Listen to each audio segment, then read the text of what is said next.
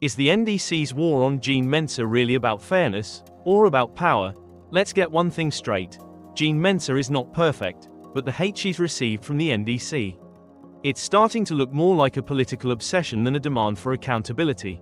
On a panel discussion on Asempa FM, Dr. Okoe Boye dropped a bombshell, and he didn't mince words.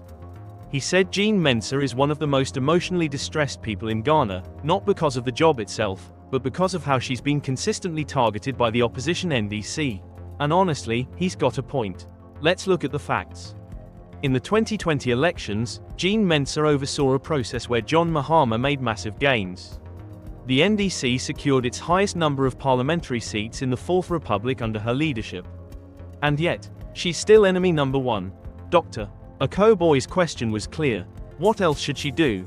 It seems like no matter what Jean Mensa does, no matter how fair or accurate, there's a section of the opposition ready to declare war. Why? Because the narrative of victimhood and rigging plays better than accepting loss. And when EC officials are being physically assaulted during collation, when presiding officers' properties are being destroyed, and people still have the nerve to shout, incompetence, something's wrong. This isn't about electoral reform. It's about resentment. Dr. Okoe Boye also accused the NDC of running their 2024 campaign on spite and hatred.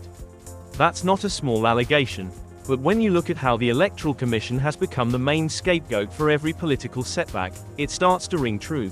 And here's the deeper danger.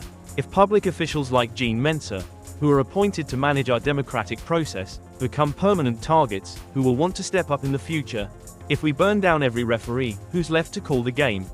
You don't have to love Jean Mensa. You don't even have to agree with her decisions. But if your critique of democracy only appears when your party loses, then maybe you're not fighting for justice, you're just fighting for control.